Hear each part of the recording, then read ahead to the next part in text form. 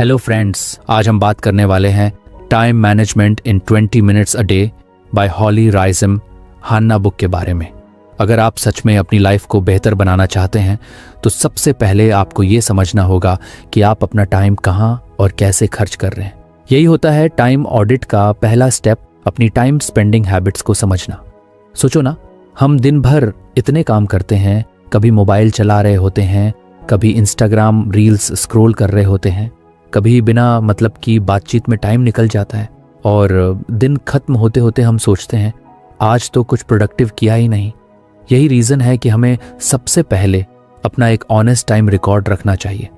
Time audit करना मतलब ये नहीं कि आपको हर एक मिनट का हिसाब रखना है जैसे कोई अकाउंटेंट करता है, बल्कि ये एक आसान प्रोसेस है जिसमें आप बस 2-3 दिन तक ध्यान रखते हैं कि आप क्या कर रहे हैं और कितनी देर कर रहे हैं। एक नोटबुक या फ़ोन के नोट्स में आप हर 30 मिनट या 1 घंटे में एक बार ये लिख सकते हैं कि आपने पिछला वक्त कहाँ बिताया। जैसे सुबह 8 से 9 बजे तक नहाना खाना, 9 से 10 मोबाइल देखना, 10 से 12 पढ़ाई, फिर दोपहर में यूट्यूब, शाम को बाहर घूमना, रात को मूवीज़ वगैरह। जब आप ये 2-3 दिन तक ऑनेस्टली करते हैं तो एक मिरर की तरह आपको खुद की रियलिटी दिखने लगेगी। ये प्रोसेस थोड़ा बोरिंग लग सकता है या ये भी लग सकता है कि अरे भाई, इतनी छोटी छोटी बातों को भी लिखना पड़ेगा, लेकिन बिलीव मी, यही छोटी छोटी बातें ही तो बड़ी प्रॉब्लम बनती है। आपको खुद पता नहीं चलता और दिन भर का आधा टाइम ऐसे ही उड़ जाता है। और सबसे मज़ेदार बात यह है कि जब आप ये सब लॉग करते हैं तो कई बार आप खुद सोचने लगते हैं मैंने इतना टाइम तो यूट्यूब पर निकाल दिया, मुझे तो लगा बस 10 से 15 मिनट हुए थे। और यहीं से शुरू होता है असली इम्प्रूवमेंट। टाइम ऑडिट करने से आपको ये भी पता चलेगा कि आप किस टाइम सबसे ज़्यादा एक्टिव होते हो और किस टाइम पर आपकी एनर्जी लो हो जाती है। मान लीजिए आपको लगता है कि आप दोपहर 2 से 4 के बीच कुछ भी नहीं कर पाते, बहुत लेजी फील होता है, तो अब आप ये जान चुके हो कि उस टाइम को अपने लो प्रायोरिटी कामों के लिए यूज़ कर सकते हो, जैसे लाइट रीडिंग, ईमेल्स या प्लानिंग। और सुबह का टाइम अगर आपका सबसे प्रोडक्टिव टाइम है तो वहीं आप अपने मेन काम रख सकते हैं, जैसे पढ़ाई, राइटिंग या कोई भी डीप फोकस वाला टास्क। टाइम ऑडिट से एक और बड़ा फ़ायदा ये होता है कि आप अपने टाइम लीक्स पकड़ सकते हैं। टाइम लीक्स वो होते हैं जहां आपका वक्त बिना किसी काम के चला जाता है। जैसे फ़ोन उठाया था सिर्फ एक मैसेज चेक करने के लिए, लेकिन फिर इंस्टाग्राम खोल लिया, फिर एक रील देखी, फिर दूसरी, और देखते ही देखते 45 मिनट उड़ गए। ऐसे लीक्स को पकड़ना और धीरे धीरे बंद करना ही आपका गोल होना चाहिए। अब यहाँ एक और इंटरेस्टिंग पॉइंट है, जब आप अपने डेली टास्क्स को लॉग करते हो तो आपको ये भी दिखने लगेगा कि कौन कौन से काम बार बार आ रहे हैं और ज़रूरी भी हैं। जैसे कुछ लोग रोज़ सुबह ईमेल्स चेक करते हैं या सुबह 30 मिनट वॉक करते हैं। ऐसे रिकरिंग हैबिट्स को आप अपने स्केड्यूल में कॉन्शियसली डाल सकते हैं और उनको प्रायोरिटी दे सकते हैं। टाइम ऑडिट सिर्फ एक ट्रैकिंग सिस्टम नहीं है, ये एक सेल्फ अवेयरनेस टूल है। जब आप जान जाते हैं कि आप कहाँ समय बर्बाद कर रहे हैं और कहाँ समय अच्छा इस्तेमाल कर रहे हैं, तो आप अपने दिन को बेहतर डिज़ाइन कर सकते हैं। और जब आप खुद अपने दिन के डिज़ाइनर बन जाते हैं तो प्रोडक्टिविटी खुद ब खुद बढ़ जाती है। कई लोग बोलते हैं कि उनके पास समय नहीं होता, लेकिन सच्चाई ये है कि समय सबके पास बराबर होता है 24 घंटे। फ़र्क सिर्फ इतना होता है कि कुछ लोग उन 24 घंटों का सही यूज़ करना सीख जाते हैं और कुछ बस सोचते रहते हैं कि वक्त कहाँ चला गया। टाइम ऑडिट करने से आप उन लोगों की कैटेगरी में आ सकते हैं जो अपने वक्त के मालिक बनते हैं, न कि गुलाम। एक प्रैक्टिकल तरीका ये हो सकता है कि आप अपने दिन को 4 हिस्सों में बांट लो, सुबह, दोपहर, शाम और रात। हर हिस्से के बाद बस 2 मिनट निकालो और लिखो कि आपने उसमें क्या किया। बहुत ज़्यादा डिटेल्ड लिखने की ज़रूरत नहीं है, बस इतना कि खुद को समझ आ जाए। और फिर 2-3 दिन बाद जब आप ये सब देखेंगे तो आपके सामने एक क्लियर पिक्चर होगी कि आपका टाइम कैसे फ्लो करता है। टाइम ऑडिट को आप एक तरह से अपनी लाइफ का बजट समझ सकते हैं। जैसे पैसे खर्च करने से पहले लोग बजट बनाते हैं, वैसे ही समय भी एक संसाधन है और उसे भी प्लान करना ज़रूरी है। पैसे तो दोबारा कमाए जा सकते हैं, लेकिन जो समय चला गया वो वापस नहीं आएगा। इसलिए ये जानना कि हमारा वक्त कहाँ जा रहा है सबसे ज़रूरी स्टेप है अपने गोल्स को अचीव करने की जर्नी में। टाइम ऑडिट आपको गिल्ट देने का काम नहीं करता। इसका मकसद आपको पनिश करना नहीं है, बल्कि एम्पावर करना है। जब आप जानते हैं कि आप अपने दिन में क्या कर रहे हैं तो आप डिसीजन ले सकते हैं कि आपको क्या करना चाहिए और क्या नहीं। और यही सेल्फ कंट्रोल धीरे धीरे आपको डिसिप्लिन की तरफ ले जाता है। कई बार ऐसा होता है कि आप कुछ काम टालते रहते हो, जैसे कोई असाइनमेंट, कोई प्रोजेक्ट या कोई फ़ोन कॉल। टाइम ऑडिट से आपको दिखेगा कि आपने उस काम को अवॉइड करने में कितना टाइम खर्च कर दिया। और जब आप ये बार बार देखोगे तो आपके अंदर से एक वॉइस आएगी, अब बहुत हो गया, अब तो करना ही पड़ेगा। और यही होता है उस काम की शुरुआत। टाइम ऑडिट को करने के बाद आप अपने डेली रूटीन में इंप्रूवमेंट्स ला सकते हैं, जैसे अननेसेसरी स्क्रॉलिंग कम करना, मीटिंग्स को छोटा करना, ज़्यादा ब्रेक्स लेना या फिर कुछ हैबिट्स बदलना। ये सब तभी पॉसिबल है जब आपको पहले से ही पता हो कि आपकी टाइम स्पेंडिंग हैबिट्स क्या हैं। इस प्रोसेस का सबसे बड़ा गिफ्ट होता है क्लैरिटी। जब आपको क्लियर होता है कि आपका टाइम कैसे बीत रहा है तो आप उसे कॉन्शियसली रीडायरेक्ट कर सकते हो। और जैसे ही आप अपने टाइम को कॉन्शियसली मैनेज करने लगते हो, आपकी प्रोडक्टिविटी, सेटिस्फैक्शन और हैप्पीनेस तीनों लेवल्स पर ग्रोथ देखने को मिलती है। तो अब आपको करना बस इतना है, अगला 2-3 दिन अपने टाइम का एक सिंपल सा लॉग बनाना शुरू करो। चाहो तो एक डायरी में लिखो, चाहो तो गूगल शीट में या कोई टाइम ट्रैकिंग ऐप यूज़ करो। इंपॉर्टेंट बस इतना है कि आप खुद से ऑनेस्ट रहो। अगर आपने दिन भर कुछ नहीं किया तो कुछ नहीं किया भी लॉग करना है। और जब ये हैबिट बन जाएगी तो आप खुद सरप्राइज हो जाओगे कि कितनी चीज़ें आप बेहतर कर सकते थे।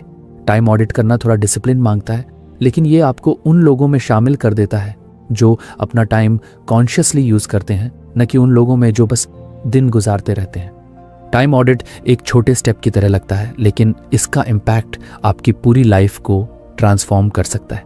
इसलिए आज से, अभी से अपने टाइम की जिम्मेदारी लो और खुद से पूछो, मेरा आज का दिन वाकई वैल्यूएबल था? अगर आपने अपना टाइम ऑडिट कर लिया है और अब आपको यह समझ आ गया है कि आप अपना समय कहाँ खर्च कर रहे हैं, तो अगला कदम है अपना आइडियल स्केड्यूल बनाना। मतलब ऐसा रूटीन डिज़ाइन करना जो आपके एनर्जी लेवल्स, आपके लाइफस्टाइल और आपकी प्रायोरिटीज़ के हिसाब से परफेक्टली मैच करे। ये कोई एक जैसे सब पर फिट होने वाला टाइम टेबल नहीं है, बल्कि ये एक पर्सनल ब्लूप्रिंट है जो सिर्फ आपके लिए बना है। क्योंकि हर इंसान अलग होता है, किसी को सुबह का टाइम प्रोडक्टिव लगता है तो किसी को रात का, किसी के पास फैमिली रिस्पॉन्सिबिलिटीज़ होती हैं तो किसी के पास बहुत सारा अकेला टाइम। इसलिए अब टाइम है कि आप अपने हिसाब से एक ऐसा स्केड्यूल बनाएं जो ना सिर्फ प्रैक्टिकल हो बल्कि एन्जॉयबल भी हो। बहुत सारे लोग दिन की शुरुआत ही कन्फ्यूजन से करते हैं, क्या पहले ईमेल्स चेक करें या वर्कआउट करें, पढ़ाई पहले हो या चोर्स। इसी इनडिसीजन की वजह से हम आधा टाइम सोचने में निकाल देते हैं और फिर बाद में गिल्टी फील करते हैं। लेकिन अगर आपने पहले से ही अपना स्केड्यूल डिज़ाइन किया हो तो आपका दिमाग उस सोच में टाइम वेस्ट नहीं करता, आप सिंपली एक्शन में आ जाते हैं। आइडियल स्केड्यूल बनाते समय सबसे पहला पॉइंट ध्यान रखने का है आपका एनर्जी फ्लो। हर इंसान के एनर्जी के पीक आवर्स अलग अलग होते हैं।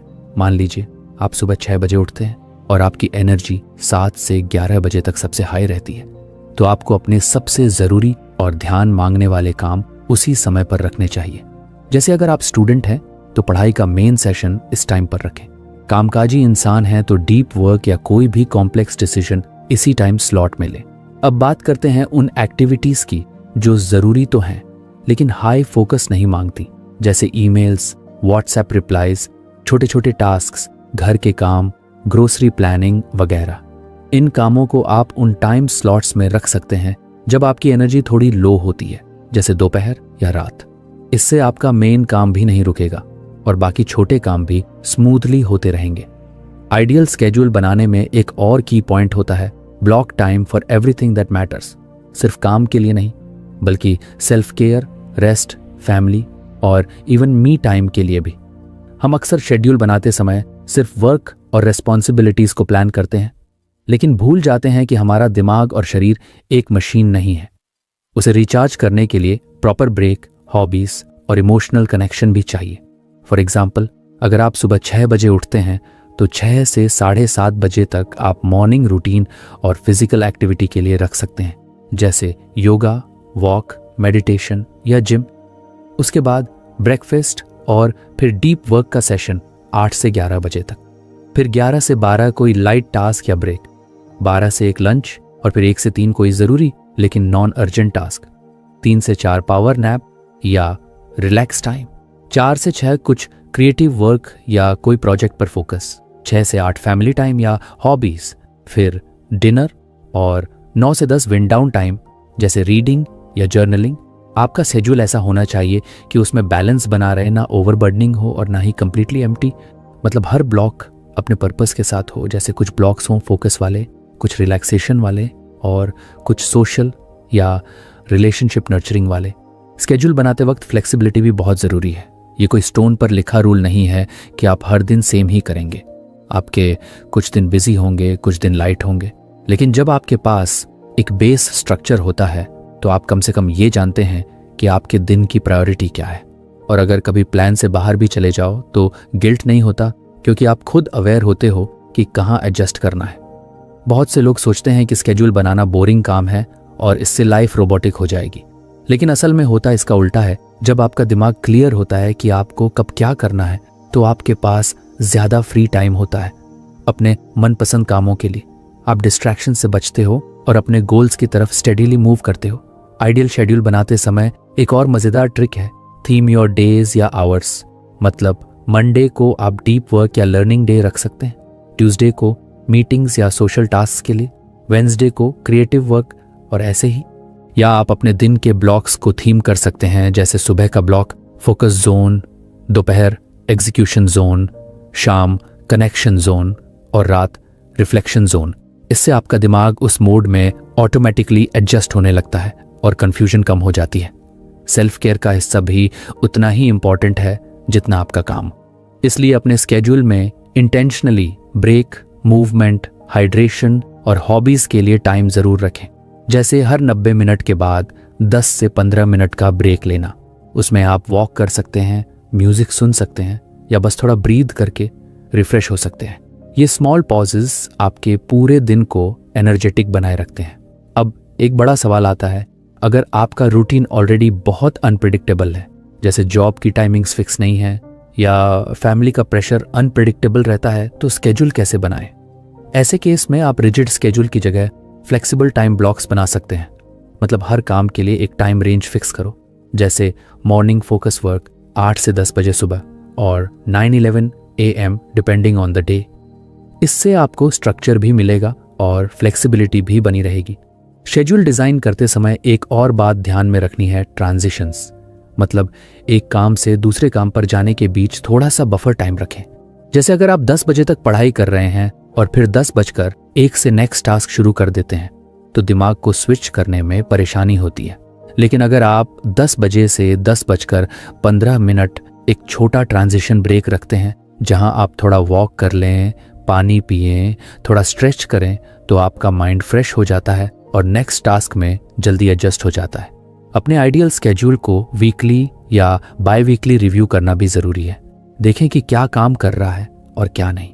अगर कोई ब्लॉक बार बार स्किप हो रहा है, तो शायद वो अनरियलिस्टिक है या गलत टाइम पर रखा गया है। उसे शिफ्ट करके एक्सपेरिमेंट करें। स्केड्यूल का मतलब ये नहीं कि आपको उसे परफेक्ट बनाना है, बल्कि ये है कि वो आपके लाइफ को सपोर्ट करे। एक अच्छा स्केड्यूल वही होता है जो आपके गोल्स और आपके वैल्यूज दोनों को रिस्पेक्ट करता है। अगर आपके लिए हेल्थ इंपॉर्टेंट है तो स्केड्यूल में वर्कआउट होना चाहिए। इंपॉर्टेंट है तो डिनर या इवनिंग वॉक उनके साथ होना चाहिए। और अगर लर्निंग इंपॉर्टेंट है तो डेली कुछ टाइम रीडिंग या ऑनलाइन कोर्स के लिए होना चाहिए। ऐसे ही धीरे धीरे आप अपने आइडियल डे को रियलिटी में बदल सकते हैं। स्केड्यूल बनाना एक तरह से अपने सपनों को डेली रूटीन में बदलने जैसा है। ड्रीम्स बड़े होते हैं, लेकिन उन्हें अचीव करने के लिए छोटे कंसिस्टेंट स्टेप्स चाहिए होते हैं, और वही काम आपका स्केड्यूल करता है। वो आपको डायरेक्शन देता है, फोकस देता है और सबसे ज़रूरी पीस देता है। तो अब टाइम है एक्शन लेने का। बैठिए एक क्वाइट जगह पर, कुछ ब्लैंक पेपर लीजिए या कोई प्लानर ऐप खोलिए और सोचिए, अगर मैं अपने दिन को अपनी पसंद से डिज़ाइन करूं तो वो कैसा दिखेगा? मेरे लिए इंपॉर्टेंट क्या है? मैं अपने एनर्जी के हिसाब से किस वक्त क्या कर सकता हूं? जब आप इन सवालों के ऑनेस्ट आंसर्स देंगे, तब आपका आइडियल स्केड्यूल खुद ब खुद सामने आने लगेगा। शुरुआत में हो सकता है आप सब कुछ परफेक्ट ना कर पाए, लेकिन जैसे जैसे आप प्रैक्टिस करेंगे, आपकी स्केड्यूल मेकिंग स्किल भी स्ट्रांग होती जाएगी और एक दिन आप खुद महसूस करेंगे कि आपके दिन पर्पसफुल हो गए हैं, स्ट्रेस कम हो गया है और आप पहले से ज़्यादा फोकस्ड, हैप्पी और फुलफिल्ड फील कर रहे हैं। यही होता है अपनी लाइफ को अपनी टर्म्स पर डिज़ाइन करना, और उसी की शुरुआत होती है एक आइडियल स्केड्यूल से। कभी आपने नोटिस किया है कि जब आप कोई एक ही तरह का काम बार बार बीच में रोक रोक कर करते हैं तो दिमाग जल्दी थक जाता है? मान लीजिए आप पढ़ाई कर रहे हैं, लेकिन हर 10 से 15 मिनट में कोई व्हाट्सएप मैसेज देख लेते हैं, फिर थोड़ा पढ़ते हैं, फिर कोई कॉल आ गया, फिर वापस पढ़ाई, और फिर अचानक याद आया कि एक ईमेल का रिप्लाई देना था। इस तरह बार बार टास्क बदलने से ना सिर्फ मानसिक ऊर्जा ड्रेन होती है, बल्कि आपका काम भी ज़्यादा समय लेता है। इसी प्रॉब्लम का सोल्यूशन है बैचिंग। बैचिंग का मतलब है एक जैसे कामों को एक ही टाइम ब्लॉक में करना। जैसे अगर आपको 10 ईमेल्स के रिप्लाई देने हैं तो उन्हें अलग अलग समय में देने की बजाय एक ही बार में बैठकर सबका जवाब देना। या फिर अगर आपको कंटेंट लिखना है तो ब्रेनस्टॉर्मिंग, राइटिंग और एडिटिंग तीनों फेजेस को अलग अलग बैचेस में डिवाइड करना। इस तरह काम करने से आप एक फ्लो में आ जाते हो और आपका दिमाग बार बार अलग अलग मोड्स में स्विच नहीं करता। मानव दिमाग को मल्टीटास्किंग पसंद नहीं है। हाँ, हम कर ज़रूर लेते हैं, लेकिन उसका रिजल्ट अक्सर लो क्वालिटी होता है और थकावट ज़्यादा लगती है। जब आप हर 10 मिनट में टास्क स्विच करते हैं तो आपका दिमाग कॉन्टेक्स्ट स्विचिंग करता है, यानी वो खुद को एक टास्क के कॉन्टेक्स्ट से दूसरे में शिफ्ट करता है। ये शिफ्ट करने में एनर्जी और टाइम दोनों लगते हैं। सोचिए, अगर आपने पूरे दिन में 20 बार टास्क स्विच किया तो आपने अपनी प्रोडक्टिविटी का एक बड़ा हिस्सा वेस्ट कर दिया। बैचिंग आपको इसी से बचाता है। एक अच्छा एग्जाम्पल है, अगर आपको सोशल मीडिया पोस्ट्स बनानी है तो आप अलग अलग दिन हर पोस्ट ना बनाएं, बल्कि एक दिन सिर्फ आइडियाज सोचने में लगाएं, दूसरे दिन कंटेंट लिखें और तीसरे दिन सारे पोस्ट्स रेडी करके स्केड्यूल कर दें। इस तरह ना सिर्फ आपका काम ऑर्गेनाइज्ड होगा, बल्कि आप क्रिएटिव भी ज़्यादा फील करेंगे, क्योंकि दिमाग को एक ही तरह के टास्क में डूबने का टाइम मिला है। बैचिंग का सबसे बड़ा फायदा है कि आप डीप वर्क में जल्दी पहुंच जाते हो।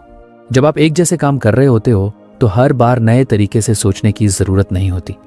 जैसे जब आप एक साथ 10 ईमेल्स के जवाब दे रहे होते हो तो दिमाग एक रिदम में आ जाता है। टोन, फॉर्मेट, लैंग्वेज सब नेचुरल फ्लो में आता है। लेकिन अगर यही काम आप अलग अलग टाइम पर करते तो हर बार दिमाग को नए कॉन्टेक्स्ट में जाना पड़ता और एफिशिएंसी कम हो जाती। बैचिंग का एक दूसरा बड़ा फायदा ये भी है कि आप डिस्ट्रैक्शन से बचते हो। जब आपने एक टास्क के लिए डेडिकेटेड टाइम ब्लॉक बना लिया है तो आप उस दौरान बाकी चीज़ों को अवॉइड कर सकते हैं। जैसे अगर आप 4 से 5 बजे तक सिर्फ कॉल्स करने का बैच बनाते हैं तो उस दौरान आप ना ईमेल चेक करते हैं, ना मैसेजेस का रिप्लाई देते हैं। इससे आपका काम फास्ट भी होता है और ध्यान भी बना रहता है। बहुत सारे लोग प्लानिंग तो कर लेते हैं लेकिन एग्जीक्यूशन में फंस जाते हैं क्योंकि उनका टाइम मैनेजमेंट वीक होता है। बैचिंग आपकी प्लानिंग को एक्शन में बदलने का प्रैक्टिकल तरीका है। ये आपको क्लैरिटी देता है कि किस काम के लिए कितना टाइम लगाना है और उसे कब करना है। आपके डेली रूटीन में कई ऐसे रिपीटेटिव टास्क्स होते हैं जिन्हें आप बैच कर सकते हैं, जैसे ईमेल्स और मैसेजेस का एक साथ जवाब देना, जैसे सुबह और शाम 20-20 मिनट।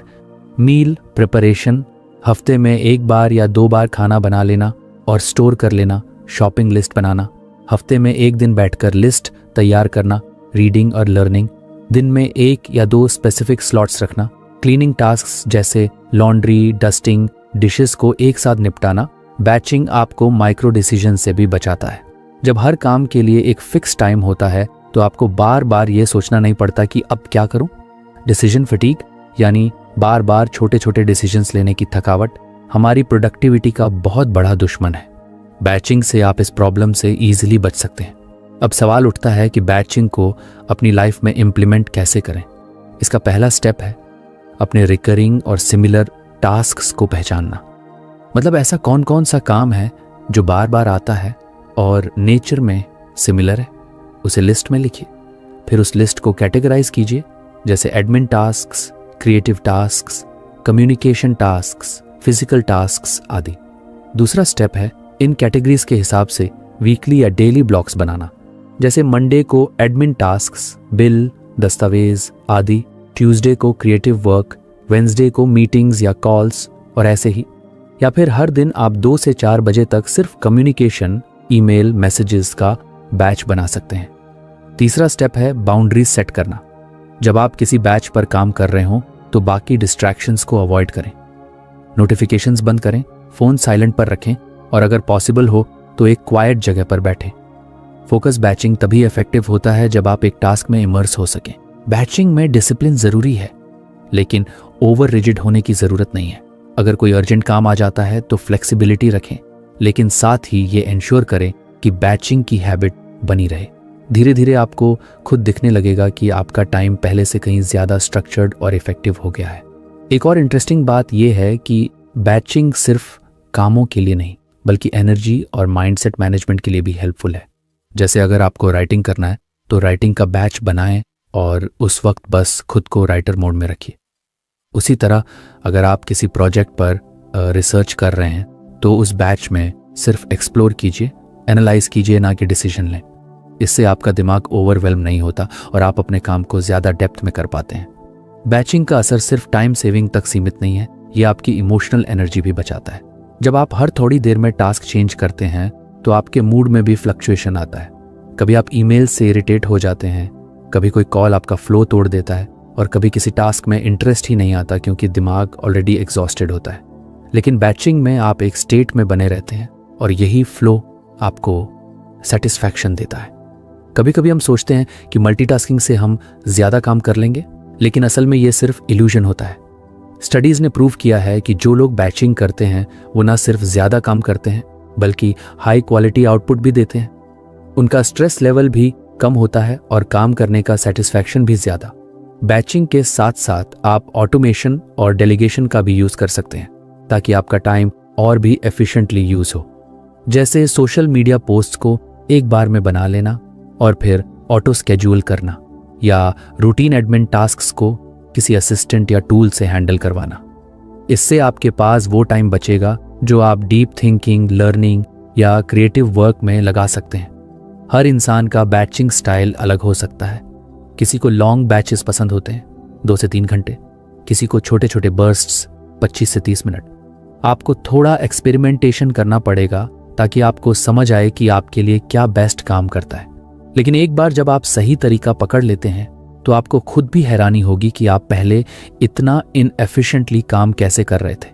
बैचिंग एक स्मार्ट वर्क का तरीका है। ये कोई हार्ड रूल नहीं है बल्कि एक हैबिट है जो आपको बार बार प्रैक्टिस करके अडॉप्ट करनी होती है। जब आप एक जैसा काम एक साथ करते हैं तो आप न सिर्फ वक्त बचाते हैं बल्कि अपने दिमाग को भी अननेसेसरी जगलिंग से बचाते हैं।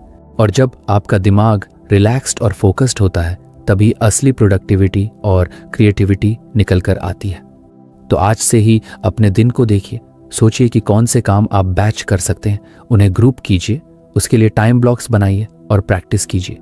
शुरुआत में थोड़ा डिफिकल्ट लग सकता है, लेकिन कुछ ही दिनों में आप फील करेंगे कि आप अपने काम को कितना स्मार्टली मैनेज करने लगे हैं। यही होती है एफिशिएंसी की असली शुरुआत, जब हम अपने लिमिटेड टाइम और एनर्जी का बेस्ट यूज करना सीख जाते हैं। जब हमारा दिमाग बहुत सारी चीजें एक साथ सोच रहा होता है, जैसे कि किसे कॉल करना है, कौन सा काम पेंडिंग है, ग्रोसरी लानी है, वीकेंड में फैमिली फंक्शन है, अगले हफ्ते प्रेजेंटेशन सबमिट करनी है, तो एक समय के बाद सब कुछ बहुत भारी लगने लगता है। ऐसा लगता है जैसे तपाया, जैसे सब कुछ सिर पर चढ़ गया हो और कुछ समझ नहीं आ रहा कि कहाँ से शुरू करें। और ऐसे ही मोमेंट्स में प्लानिंग टूल्स हमारी सबसे बड़ी मदद बन सकते हैं।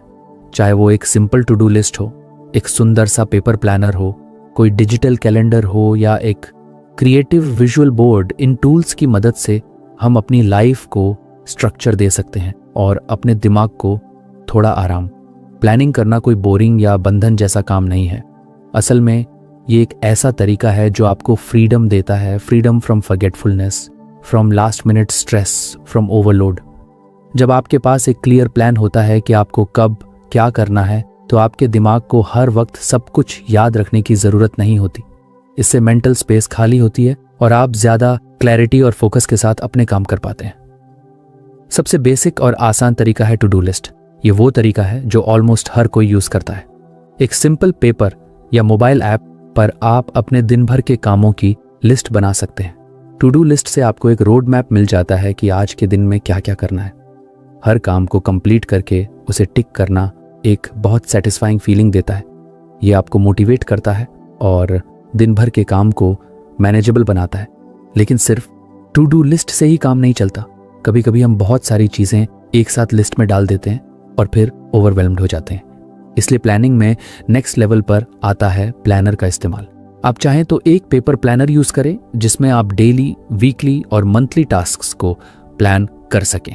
इसमें आप सिर्फ काम ही नहीं बल्कि अपॉइंटमेंट्स, गोल्स, हैबिट्स और इवन ग्रैटिट्यूड एंट्रीज भी लिख सकते हैं।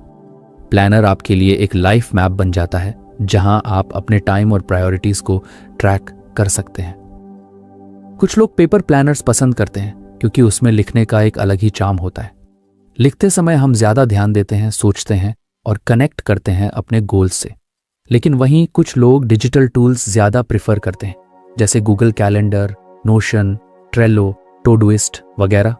ये टूल्स आपको कहीं भी एक्सेस करने की सुविधा देते हैं, रिमाइंडर्स सेट करने का ऑप्शन देते हैं और अगर आप चाहें तो इनमें कलर कोड्स, टैग्स और डेडलाइंस भी डाल सकते हैं। गूगल कैलेंडर एक सुपर पावरफुल टूल है अगर आप अपने टाइम को स्मार्टली मैनेज करना चाहते हैं। इसमें आप पूरे दिन के events, meetings, deep work blocks, even me time भी प्लान कर सकते हैं और जब वो नोटिफिकेशन समय पर आपको याद दिलाता है तो आप बिना भूले हर काम सही समय पर कर पाते हैं। इससे आपका स्केड्यूल विजुअलाइज होता है और आपको एक क्लियर पिक्चर मिलती है कि आपका दिन कैसा दिखेगा। प्लानिंग टूल्स का एक और क्रिएटिव तरीका होता है विजुअल बोर्ड्स। ये ज्यादातर लोग गोल्स सेट करने, लाइफ विजन बनाने और मोटिवेशन बढ़ाने के लिए यूज करते हैं। आप एक कॉर्क बोर्ड या डिजिटल बोर्ड जैसे कैनवा या पिंटरेस्ट पर अपने गोल्स, इंस्पिरेशंस, टास्क्स और अचीवमेंट्स को विजुअली रिप्रेजेंट कर सकते हैं। ये आपके सबकॉन्शियस माइंड को भी एक्टिवेट करता है, जिससे आपके अंदर एक नेचुरल ड्राइव आती है अपने गोल्स की ओर बढ़ने की। कभी कभी जब आप परेशान होते हैं, कंफ्यूज्ड होते हैं या कुछ बड़ा अचीव करना चाहते हैं तो एक माइंड मैप बनाना भी बहुत हेल्प करता है। माइंड मैप एक ऐसा विजुअल टूल होता है जिसमें आप किसी एक टॉपिक को सेंटर में रखते हैं और उससे जुड़े हुए सारे थॉट्स, टास्क्स और आइडियाज को ब्रांचेस की तरफ फैला देते हैं। इससे ना सिर्फ आपको क्लैरिटी मिलती है बल्कि आप चीज़ों को अलग नज़रिए से देख पाते हैं। प्लानिंग टूल्स का एक हिडन बेनिफिट ये भी होता है कि ये आपके लॉन्ग टर्म गोल्स को छोटे छोटे डेली एक्शंस में कन्वर्ट कर देता है। हम अक्सर बड़े गोल्स सोचते हैं, जैसे मैं फिट बनूंगा, मैं एक बुक लिखूंगा, मैं सेविंग्स बढ़ाऊंगा, लेकिन एक्शन नहीं ले पाते क्योंकि वो बहुत एब्स्ट्रैक्ट लगते हैं। लेकिन जब आप उन गोल्स को छोटे छोटे टास्क्स में डिवाइड करके अपने प्लानर में लिख देते हैं, जैसे आज 20 मिनट वॉक, हर दिन 300 वर्ड्स लिखना, इस हफ्ते 1000 रुपये बचाना, तो वो गोल्स अचीवेबल लगने लगते हैं और धीरे धीरे वो ड्रीम्स रियलिटी बनने लगते हैं। प्लानिंग आपको बिजी नहीं बनाता, वो आपको इंटेंशनल बनाता है। वो आपको खुद की लाइफ की स्टीयरिंग देता है ताकि आप कंट्रोल में रह सकें। कई बार लोग सोचते हैं कि प्लानिंग करने से स्पॉन्टेनिटी खत्म हो जाएगी, लेकिन असल में होता इसका उल्टा है। जब आप ज़रूरी कामों को पहले से प्लान कर लेते हो तो आपके पास स्पॉन्टेनियस फन के लिए ज़्यादा समय बचता है और गिल्ट भी नहीं होता क्योंकि ज़रूरी चीज़ें ऑलरेडी कवर्ड हैं। प्लानिंग टूल्स का यूज़ करते समय सबसे ज़रूरी बात होती है कंसिस्टेंसी। सिर्फ एक बार प्लानर खरीद लेने से कुछ नहीं होगा। आपको उसे रोज देखना, अपडेट करना और उसे अपना दोस्त बनाना पड़ेगा। मॉर्निंग में 5 से 10 मिनट और रात को 5 से 10 मिनट अपने प्लानर के साथ बैठिए। देखिए क्या किया, क्या पेंडिंग है और कल क्या करना है। ये एक मिनी रिफ्लेक्शन सेशन बन जाता है जो आपके दिन को और भी माइंडफुल बना देता है। एक और तरीका जो बहुत इफेक्टिव होता है वो है वीकली प्लानिंग रिचुअल। हर रविवार शाम या सोमवार सुबह 30 मिनट निकालिए और अपने आने वाले हफ्ते की प्लानिंग कीजिए। कौन कौन से इंपॉर्टेंट काम हैं, कौन से डेडलाइंस हैं, कब फ्री टाइम मिलेगा, कब सोशल कमिटमेंट्स हैं। ये सब पहले से देख लेने से आपका वीक ज़्यादा स्मूथ चलता है और सरप्राइजेस कम होते हैं। प्लानिंग टूल्स का सबसे बड़ा असर आपके मेंटल पीस पर होता है। जब सब कुछ दिमाग में भरा होता है तो एंजाइटी बढ़ती है, लेकिन जब आप अपने थॉट्स, टास्क्स और वरीज को किसी नोटबुक, ऐप या बोर्ड में ट्रांसफर कर देते हैं तो आपका दिमाग रिलैक्स फील करता है। इसे ही कहते हैं मेंटल डिक्लटरिंग। यह आपको फ्री करता है ताकि आप ज्यादा क्रिएटिव और प्रोडक्टिव बन सकें। प्लानिंग टूल्स का सिलेक्शन भी इंपॉर्टेंट होता है। ऐसा टूल चुनिए जो आपके पर्सनैलिटी और स्टाइल से मैच करता हो। अगर आपको लिखना पसंद है तो पेपर प्लानर यूज कीजिए। अगर आप टेक्नोलॉजी फ्रेंडली हैं तो डिजिटल एप्स यूज करें, और अगर आप दोनों को बैलेंस करना चाहते हैं तो हाइब्रिड तरीका अपनाइए। कुछ कामों के लिए डिजिटल और कुछ के लिए पेपर बेस्ड। जो भी करें बस उसे अपनाइए और उसका कंसिस्टेंट यूज कीजिए। प्लानिंग टूल्स आपको डिस्ट्रैक्शंस से भी बचाते हैं। जब आपके पास हर दिन का प्लान होता है तो आप कम बार सोचते हैं अब क्या करूं, और ज्यादा बार फोकस करते हैं मुझे ये करना है। ये क्लियर डायरेक्शन आपको किसी भी तरह के digital noise random time pass और प्रोक्रेस्टिनेशन से दूर रखती है। कई बार लोग सोचते हैं कि प्लानिंग टूल्स सिर्फ कामकाजी लोगों के लिए होते हैं, लेकिन सच तो ये है कि ये हर किसी के लिए होते हैं। Students, home makers, freelancers, business owners, artists, कोई भी जो अपने दिन को पर्पसफुल बनाना चाहता है। प्लानिंग एक स्किल है जो धीरे धीरे डेवलप होती है, और ये जितनी जल्दी आप सीख जाएं उतना बेटर रहेगा। प्लानिंग टूल्स ना सिर्फ आज को बेटर बनाते हैं, बल्कि वो आपके फ्यूचर की फाउंडेशन भी तैयार करते हैं। हर बार जब आप कोई काम प्लान करते हैं, आप अपने लिए एक बेहतर टुमारो बना रहे होते हैं, और यही छोटी छोटी प्लानिंग हैबिट्स एक बड़ी प्रोडक्टिव लाइफ की ओर ले जाती हैं। तो अब वक्त है कि आप भी कोई एक प्लानिंग टूल चुनें, चाहे वो एक डायरी हो, कोई डिजिटल ऐप हो या एक कलरफुल बोर्ड, और उसे अपनी डेली लाइफ का हिस्सा बनाएं। प्लानिंग करने से आपकी जिंदगी में क्लैरिटी, काल्मनेस और कॉन्फिडेंस तीनों बढ़ेंगे। और सबसे बड़ी बात, आप हर दिन को अपने टर्म्स पर जी पाएंगे, ना कि बस समय के साथ बहते हुए। यही है एक वेल प्लान्ड लाइफ की असली ब्यूटी। हम सभी दिन की शुरुआत बहुत सारी उम्मीदों और कामों के साथ करते हैं। दिल कहता है कि आज सब कुछ कर लेंगे, पढ़ाई भी, घर के काम भी, ईमेल्स का जवाब भी, एक्सरसाइज भी, और शायद थोड़ा क्रिएटिव टाइम भी निकाल लेंगे। लेकिन जैसे जैसे दिन आगे बढ़ता है, एनर्जी कम होती जाती है, मोटिवेशन फिसलने लगता है, और फिर शाम होते होते हमें लगता है कि हमने कुछ खास किया ही नहीं। इसी फ्रस्ट्रेशन का मेन कारण है एक लंबी और अन्यायपूर्ण टू डू लिस्ट। असल में टू डू लिस्ट बनाना एक आर्ट है, और अगर आप इस आर्ट को मास्टर कर लेते हैं तो आपका दिन ज़्यादा प्रोडक्टिव, ज़्यादा फोकस्ड और ज़्यादा पीसफुल बन सकता है। कई लोग सोचते हैं कि टू डू लिस्ट में जितने ज़्यादा काम होंगे उतना अच्छा है। उन्हें लगता है कि एक लंबी लिस्ट मतलब वो बहुत एम्बिशियस है, बहुत मोटिवेटेड है। लेकिन सच्चाई ये है कि जब आप अपनी लिस्ट में बहुत सारे टास्क्स डाल देते हैं तो आपका दिमाग खुद ओवरवेल्म्ड हो जाता है। फिर वो डिसाइड ही नहीं कर पाता कि पहले क्या करे और बाद में क्या, और इसी कन्फ्यूजन में टाइम निकल जाता है। इसलिए सबसे पहली बात जो समझने की ज़रूरत है वो ये कि टू डू लिस्ट को छोटा बनाइए लेकिन इम्पैक्टफुल बनाइए। हैना भी यही कहती हैं, हर दिन सिर्फ 3 से 5 हाई इम्पैक्ट टास्क्स रखें। ऐसे काम जो आपके दिन की प्रोडक्टिविटी को डिफाइन करते हैं, जो आपको अपने गोल्स के करीब ले जाते हैं। ये वो काम होते हैं जो अगर सिर्फ ये ही पूरे हो जाएं तो आपका दिन सफल माना जाएगा। तो अब सवाल ये आता है कि हाई इम्पैक्ट टास्क कौन सा होता है? इसका जवाब है ऐसा काम जो या तो आपकी लाइफ को आगे बढ़ाता है, या आपको पीस देता है, या किसी ज़रूरी डेडलाइन को पूरा करता है। जैसे अगर आप स्टूडेंट हैं तो चैप्टर 5 रिवाइज करना एक हाई इम्पैक्ट टास्क हो सकता है।